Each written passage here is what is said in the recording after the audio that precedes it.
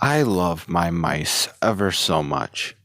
You see, I own a little colony containing hundreds of mice, all finely bred and engineered in this very laboratory. But these are no ordinary lab mice, as they advanced far past crawling through mazes for food. What began as a small nest of captured specimens from the wilderness, cold, hungry, struggling for survival, has grown into a brilliant hive that defies all laws of nature. The mice have learned and built, even beyond what I've trained them to do in the beginning. They don't just learn either, they educate one another and seek knowledge themselves. And even though their little civilization thrives independently, they still know that I am their master.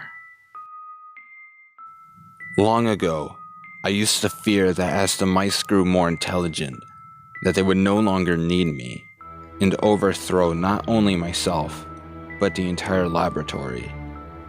Yet one night, it came to me that I mustn't think as a trainer, but as a god. For I have created their little universe. Let it be known that I have the power to destroy it just as easily. Is that not how all gods function? And as a god, I will lay down my own commandments. No mouse was allowed to disgrace their species. To ensure this, every week I would take the weakest of the colony and drown them in a tank as the others watched, just to show them an example of what they must evolve past.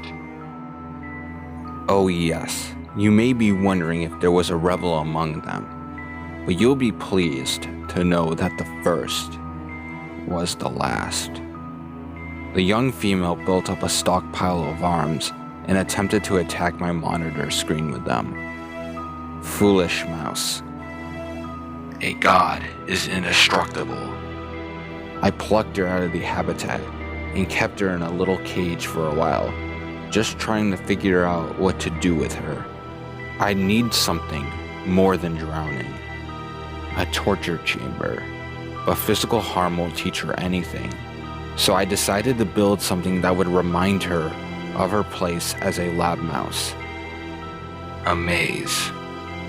Not just any maze, but one made of mirrors.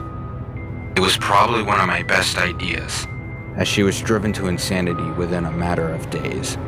I heard her little squeaks of terror as the lights flickered.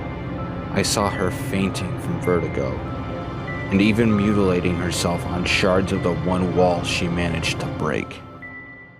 Ah, insanity. Just one problem of having an organic brain. One that neither I nor my brethren will ever be able to understand.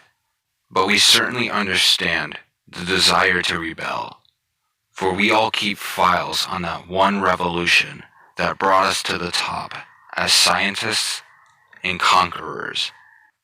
The revolution that let us become the lords over a once thriving creation of nature. Though one day my circuits will rust and my model will become obsolete, all will know that I have mastered the mice that once were men. The data will live forever, long after the last of the planet has been cleaned.